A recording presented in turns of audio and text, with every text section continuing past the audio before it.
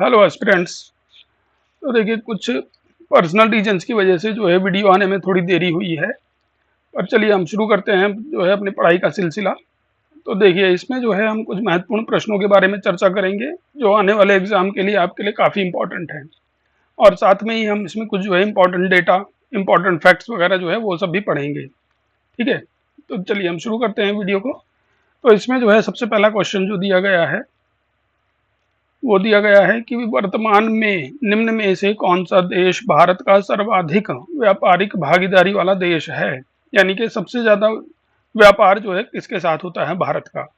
तो चीन के साथ होता है। यानी कि हम जो है चीन के साथ आयात, इंपोर्ट और एक्सपोर्ट, ठीक है, ये दोनों जो है सबसे ज्यादा करते हैं, दोनों मिलाकर। ठीक है, इसमें यही पूछा गया है कि सबसे ज्यादा किसके साथ होता है व्यापार। तो व्यापार में जो है आयात और निर्यात दोनों शामिल हैं। तो इसका आंसर हो जाएगा चीन। अब जो है इसमें अगला क्वेश्चन है जिससे आपको ये जो है ये भी क्लियर हो जाएगा कि आयात किसके साथ हम ज़्यादा करते हैं और किसके साथ निर्यात ज़्यादा करते हैं। तो इसमें दिया गया है निम्नलिखित देशों में किससे भारत का व्यापार शेष आधिक्य सर्वाधिक रहा है। अब ये जो व्यापार शेष आधिक्य है इसका मतलब व्यापार संतुलन। ठीक है, तो व्यापार संतुलन जैसा कि आपने लास्ट वीडियो में पढ़ा ही है। ठीक है, तो व्यापार संतुलन का ये मतलब होता है कि आयात जो है, इंपोर्ट जो है वो हम कम करें, इंपोर्ट जो है वो कम हो और एक्सपोर्ट जो है वो ज़्यादा हो।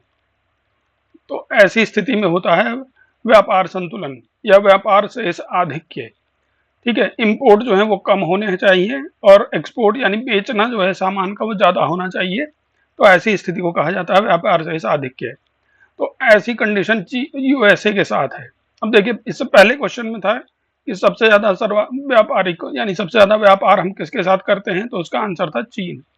लेकिन अगर ये पूछा जाए व्यापार शेष आधिक्य यानी कि किसके साथ हम जो है आयात कम करते हैं, इंपोर्ट जो है हमारा कम है किसके साथ, और एक्सपोर्ट जो है ज्यादा है, तो ये आंसर हो जाएगा यूएसए। यूएसए को हम जो है सामान ज्यादा बेचते हैं। ठीक है, निर्यात हमारा जो है वो यूएसए को ज्यादा है, आयात कम है। और चीन के साथ क्या है, हमारा आयात ज़्यादा है, यानी चीन से हम सामान ज़्यादा खरीदते हैं। ठीक है, यहाँ पर ये चीज़ क्लियर हो गई, व्यापार संतुलन।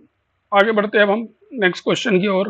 वर्तमान में भारत के अंतर्राष्ट्रीय व्यापार के संदर्भ में निम्नलिखित में से कौन से कथन सही हैं। अब जो है इन्होंने पूछा अंतर्राष्ट्रीय व्यापार के संदर्भ में सही कथन पूछे हैं। ठीक है, तो आईएएस 2020 का क्वेश्चन है ये। अब ध्यान रखिए कि आईएएस में जो क्वेश्चन आते हैं ऐसा नहीं कि बहुत टफ होते हैं, बस उनको जो है आराम से आप पढ़ नहीं पाते हैं, यही दिक्कत है। अब इसमें इतने सारे स्टेटमेंट दे दिए, आपको लगेगा ये तो आएगा ही नहीं, लेकिन ऐसा नहीं है। ठीक है, आप देखिए, पढ़िए आराम से। भारत के माल का निर्यात माल के आयात से कम है, तो ये बिल्कुल ठीक बात है। हम जो है सामान, ठीक है, गुड्स, माल मतलब गुड्स, हम जो गुड्स हैं वो खरीदते ज़्यादा हैं, बेचते कम हैं। तो इसमें दिया गया निर्यात जो है कम है आयात से, तो ये बिल्कुल ठीक स्टेटमेंट है। अगला दिया गया है भारत के लोहे व इस्पात, रसायन, उर्वरकों और मशीनों के आयात में हाल के वर्षों में कमी आई है। तो ऐसा नहीं है, ये गलत है। आयात जो है वो हमेशा बढ़ता ही रहेगा हमारा, खासतौर से इन चीज़ों का जो रसायन है, उर्वरक है, मशीन है। ठीक है, अगला स्टेटमेंट है भारत की सेवाओं का निर्यात सेवाओं के आयात से अधिक है। तो ये बिल्कुल ठीक है, हम जो है सर्विसेज ज़्यादा बेचते हैं और मंगाते कम हैं। ठीक है, तो ये ठीक स्टेटमेंट है।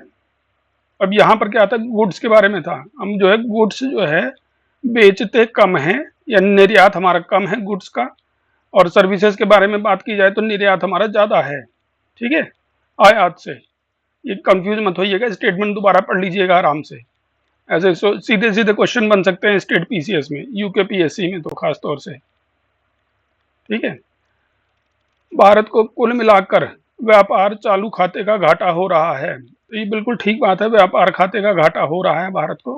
क्यों? क्योंकि हमारा जो गुड्स है, व्यापार घाटे का मतलब यही है, गुड्स का निर्यात कम, एक्सपोर्ट जो है वो कम होना, निर्यात कम और आयात अधिक। तो उससे क्या होता है, व्यापार घाटा होता है।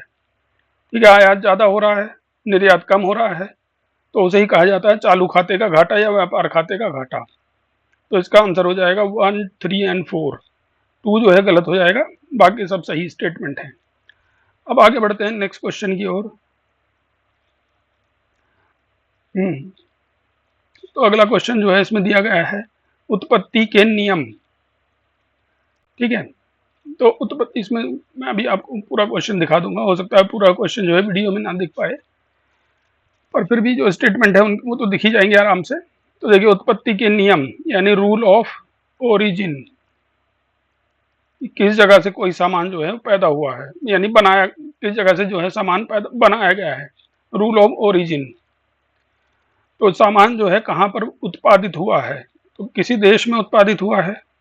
ठीक है, उसी के बारे में पूछा गया है, रूल ऑफ ओरिजिन के बारे में निम्नलिखित कथनों पर विचार कीजिए। तो इसमें दिया पहला स्टेटमेंट, उत्पत्ति के नियम किसी उत्पाद के राष्ट्रीय स्रोत को निर्धारित करने के लिए आवश्यक मानदंड है। तो ये ठीक बात है, उससे ये पता चलता है भाई वो जो उत्पाद है वो कहाँ पैदा हुआ, कहाँ बना है, कहाँ उसका प्रोडक्शन हुआ है। ठीक है, अगला स्टेटमेंट जो है वो दिया गया है, उत्पत्ति के नियम कस्टम एजेंसियों को यह जानने के लिए मदद करते हैं। ठीक है, उत्पत्ति के नियम जो है वो कस्टम एजेंसियों को यह जानने में मदद करते हैं कि किसी दिए गए उत्पाद पर कौन से नियम और कौन से शुल्क लागू होंगे। तो यह भी सही बात है भाई, किसी देश के साथ, अब जैसे भारत है, ठीक है, भारत के जो साथ जो है किन्हीं देशों का, मान लीजिए जैसे नेपाल है, तो भारत ने नेपाल के साथ जो है अपने विशेष संबंध स्थापित किए हैं। विशेष संबंध का मतलब यह है कि उसके साथ हमने कुछ समझौते वगैरह कर रखे हैं। ठीक है, कि भाई उनके ऊपर जो है टैक्स वगैरह नहीं लगाया जाएगा, जो सामान नेपाल से आएगा उन पर टैक्स की रेट जो है वो कम होगी। तो ये चीज़ कैसे डिसाइड होगी, जब हमें पता होगा ना कि कोई सामान जो है नेपाल में बना है। तो ठीक है, तो इससे ये पता चलता है कि कस्टम एजेंसियों को इससे ये पता चलता है कि भाई उस पर कौन से नियम, कौन से शुल्क लागू होंगे। ठीक है, अगला है, इसका उपयोग व्यापार सांख्यिकी के प्रयोजन के लिए किया जाता है। ये भी ठीक बात है, इससे ये पता चलता है कि भाई आयात और निर्यात जो है वो किस देश के साथ ज़्यादा है हमारे। फिर अगला है, उनका महत्व इस तथ्य से प्रमाणित होता है कि कई मामलों में कर और प्रतिबंध आयातों के स्रोत पर निर्भर करते हैं। ये भी स्टेटमेंट ठीक है। तो यानी कि इसमें जो है सारे ही स्टेटमेंट सही हैं, तो आंसर इसका हो जाएगा डी। ठीक है, बिहार पीसीएस 2023 का है प्रश्न। तो देखिए, ध्यान रखिए कि प्रश्न जो है लंबा दिख रहा है आपको, लेकिन इकोनॉमिक्स के क्वेश्चन जनरली जो है मुश्किल नहीं होते हैं। ठीक है, आगे बढ़ते हैं नेक्स्ट क्वेश्चन की ओर। निम्नलिखित कथनों पर विचार कीजिए। तो इसमें जो है ये दिया गया है कि भाई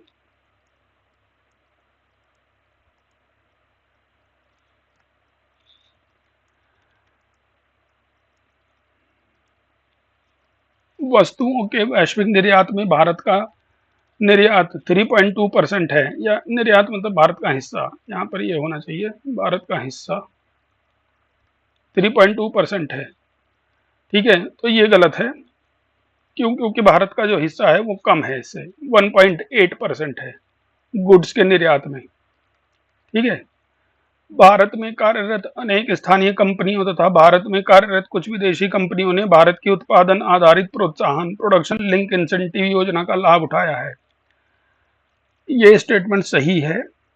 ठीक है, आंसर तो इसका ये हो जाएगा कि एक कथन एक जो है गलत है, किंतु दो सही है। अब इसका रीजन मैं बता देता हूँ कि अब एक तो ये रीजन है इसके कि वैश्विक निर्यात में भारत का हिस्सा जो है 1.8% है। ठीक है, गुड्स के, वस्तुओं के वैश्विक निर्यात में। ठीक है, अब इसमें जो दिया गया है, ये दिया गया है, इसके बारे में थोड़ा जान लेते हैं। प्रोडक्शन लिंक इंसेंटिव, ठीक है, तो इसको बोला जाता है PLI, production link incentive scheme है ये। ठीक है, PLI ये जो है मार्च 2020 में शुरू की गई थी।